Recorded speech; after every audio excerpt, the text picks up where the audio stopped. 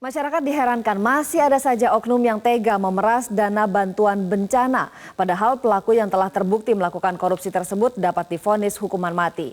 Namun hingga kini belum pernah muncul tuntutan pidana mati ini terhadap kasus penyelewengan dana bantuan bencana. Apakah tidak ada keberanian penegak hukum untuk menerapkan pasal ini? Untuk membahasnya sudah bergabung di studio bersama kami pengamat hukum Asep Iwan Iriawan. Kang Asep, selamat pagi. Selamat pagi. Terima kasih sudah hadir menemani saya pagi hari ini.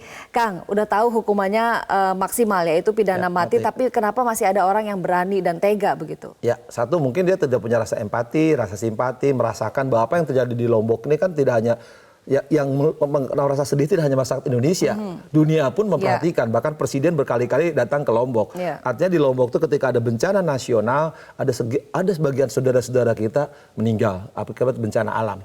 Nah, ketika pemerintah dengan perhatiannya, kemudian masyarakat, kemudian dunia internasional, ya tega-teganya orang ini kan. Nah, udah tahu kan ada ancaman bahwa siapapun yang korupsi, pasal 2 tadi disebutin ya, di penjelasan, waktu di penjelasan bukan norma, tapi orang mengakui bahwa itu kalau siapapun dalam keadaan bencana, diantaranya dalam keadaan krisis moneter, kemudian dalam keadaan bahaya, ya melakukan tindak pidana korupsi, ya harus dimatiin gitu kan. Nah, kenapa sekarang hakim selama ini tidak pernah menjatuhkan mati? Ya memang karena jarang, korupsi jarang dalam bencana nih. Salah satunya mungkin saat ini dan dulu juga mungkin daerah Aceh ya. Padang juga pernah ada dulu kan. Nah, tapi kejadian ini yang sekarang nampak di depan mata kita, gitu. Ada wakil rakyat ketika rakyatnya sedang merasakan penderitaan yang sangat-sangat mendalam, kok beraninya kan? Sebenarnya ini perbuatan yang hina dinanista menurut saya kan. Saya termasuk yang beranggapan kelak orang ini harus dimatiin. Gitu. Oke, artinya menurut Kang Asep perlu nih diterapkan hukuman maksimal yaitu mati. Ya, karena sekarang ini orang tuh dihukum karena ancaman pidananya ada. Nah, tindak pidana korupsi itu lahir karena apa? Karena perbuatan korupsi itu sistemik, meluas, yang lebih perih lagi, merusak tatanan sosial ekonomi. Bayangin, sosial dalam keadaan biasa aja keadaan sosial, keadaan ekonomi rusak. Orang bisa miskin, orang bisa tidak sejahtera bangsa ini, tapi ketika sedang bencana di mana seorang perhatian ketika belum mengerikan sekali ya apa yang terjadi masyarakat di situ. Kan lihat belum selesai di bencana itu kan masih tenda-tenda. Lo masih ada disunat lagi kan? Nah, ketika ini disunat anggota DPR dan sekarang kalau penjelasannya Kajarinya, kelakuan anggota DPR ini ya tidak sekali dua kali, bahkan berulang harus bertahap kan seperti ada DP-nya dulu kan. Kalau kecil diulang lagi. Kan artinya secara sadar dan itu disengaja dia tahu. Bukan sadar, bukan orang gila.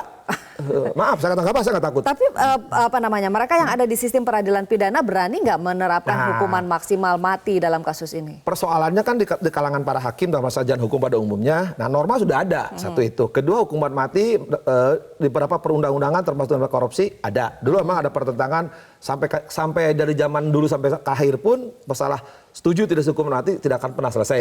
Tapi secara hukum positif hukuman mati dianut dan dibenarkan oleh putusan Mahkamah Konstitusi. Nah, sekarang persoalannya apakah hakim berani atau tidak? Nah, kembali kepada hakimnya kan. Kalau hakimnya penganut rombongan saya mazhabnya Asep dan kawan-kawan ya pasti dimatiin gitu ya. Ini mah udah gampang lah, matiin aja karena apa? Aturannya ada, ancamannya ada. Yakin kalau kita polling seluruh masyarakat Indonesia 99% akan setuju dia dimatiin kan, karena jelas tidak kan ketika hukum dijatuhkan bertentangan dengan undang-undang. Undang-undang mengatur tipikor. Kalau dalam keadaan bencana ada orang masih korupsi, nekat, apalagi dilakukan oleh wakil rakyat yang harusnya wakil rakyatnya sedang tertimpa bencana ya dilakukan, dan itu ternyata dia kelakuan yang bersangkutan oknum tersangka itu tidak sekali kan, berkali-kali dengan oknum kepala dinas. Nah, yang kedua masalahnya, nah sekarang di kalangan hakim ini pasti pikirannya wah masa gini hukuman mati. Tapi bukan hal kecilnya dilakukan. Tapi bayangkan undang-undang memberikan jalan. Saya yuris boleh. Filosofisnya mengatakan perbuatan hukuman semakin berat, hukuman seberat. 3, sosiologis. Pasti semua masyarakat akan mengatakan loh.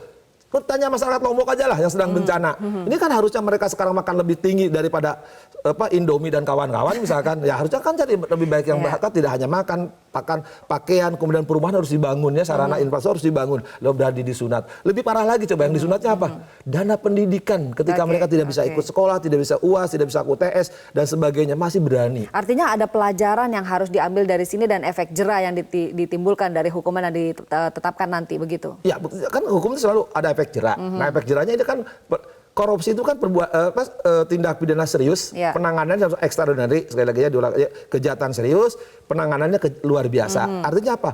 Nah, orang-orang yang nih biasa korupsi kan harus diberi pelajaran karena dia kurang ajar. Oke, tapi sepanjang catatan Kang Asep, apakah ada kasus korupsi yang sampai dijatuhi hukuman mati? Sepengetahuan saya, Ya. paling banyak emang seumur hidup. Dulu aja ketika saya hakim juga dulu ketika ke beberapa kasus ya kita hukuman mati ya ada beberapa hakim nggak Sep masa dimatiin ya begini. Padahal sudah ada apa-apa lah matiin aja karena dia zaman Krismon loh 98 itu pernah ada kejadian yang bisa hukum mati kan. Tapi karena nggak mau itu belum ada tipikor, belum ada tipikor, udah peran KPK.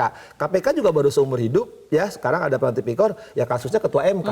Jadi yang seumur hidup jangankan mati seumur hidup jarang. Nah sekarang tinggal bukan keberanian hakim ya, karena undang-undang memungkinkan gitu. Artinya ini akan jadi presiden baru dong Kang, kalau misalnya ya harus, jatuhnya mati. berani nggak sekarang hakim di wilayah Mataram menjatuhkan itu. Tapi saya dengan berharap mungkin ya pembelajaran bagi siapa. Sekarang kan korupsi kan massal. Ya. Tidak hanya anggota DPRD di wilayah di Mataram kan Malang dan sebelumnya banyak yang suka masalah korupsi. Nah kalau sekarang ada pembelajaran, tapi kan kembali makanya Mahkamah Agung juga mengizinkan nyalek. Tapi ya sudahlah saya pikir saya hanya ya capek deh. Kang, kalau misalnya dilihat dari polanya, ini kan anggaran begitu ya yang dicoba untuk dipungli di situ. Pembahasan anggaran sendiri kan tidak mungkin sendiri one on one. Artinya ada anggota dewan yang lain begitu yang terlibat.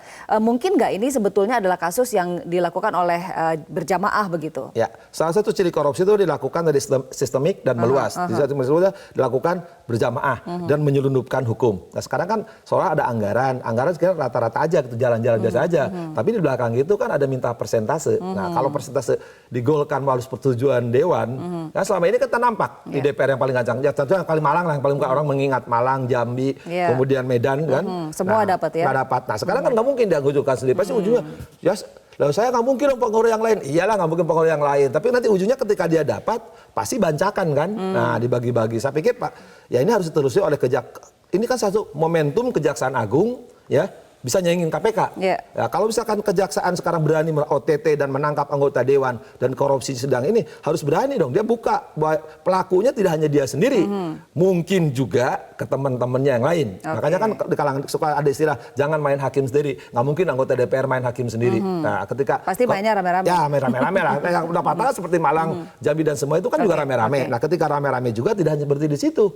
Jangan-jangan juga ini kan tahunnya politik. Orang ingin kontestasi, ingin menang. Nah, pemenangan itu faktanya kan ketika menjelang pilkada atau pemilu, pileg dan konsultasi yang akan datang ini pasti butuh biaya dong. Anda menyatakan bahwa dana ini bisa saja mengalir ke partainya. Maka saya bilang tadi kejaksaan harus berani membuka, tidak hanya berhenti kepada oknum yang orang itu kan. Nah siapa saja yang dia lakukan gitu harus dibuka. Kemudian kita dilakukan, apakah nyampe juga ke partai politik kan faktanya kan seperti yang kejadian di tangkap KPK juga nyampe kan untuk biaya kejadian apa entah munas lah entah apa kongres apapun saya nggak ngerti. Nah jangan-jangan juga ya itu dilakukan karena kan data telah menunjukkan bahwa korupsi itu tidak sendiri selalu berjamaah, tidak hanya berjamaah ngalir juga ke korporasi. Nah ingat korporasi salah satu subjek hukum daripada korupsi. Nah itu faktanya apa di peraturan Mahkamah Agung 13 nomor 2 tahun 2016 termasuk Undang-Undang Tipikor pasal 20 pasal 18 bisa dibubarkan kok. Oke, Kang Asep punya catatan panjang nih praktek di bidang hukum kan ya.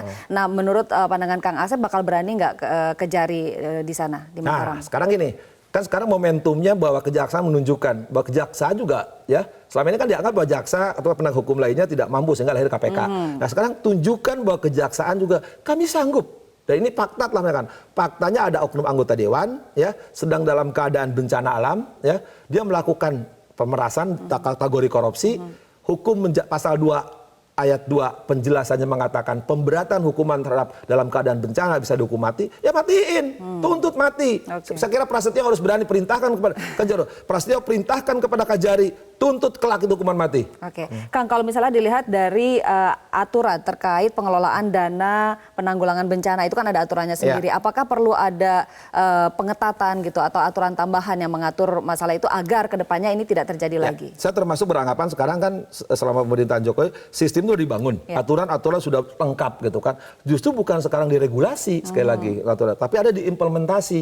Ketika regulasi sudah diatur ketat, bagaimana dari pengawasan kemudian aturan dirinci sampai bawah.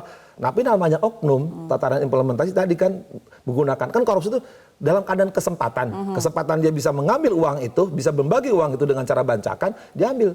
Apapun aturan sebagus aturan dibuat pun kalau implementasinya tetap nggak bisa, tetap orang melakukan kejahatan lagi. Oke, jadi ke depan gimana dong untuk mencegah implementasi di mana yang perlu diperbaiki? Kembali kan, jangankan misalnya dalam keadaan bencana, lebih parah kalau dalam bencana diambil. Dan biasa juga jelas uang ini dananya bukan hak saya, haknya saudara-saudara saya. Ya, Nah, yang misalkan tengah kesusahan. apalagi sedang kesusahan, jangan ke dalam kesusahan, dalam biasa pun ini hak rakyat untuk rakyat.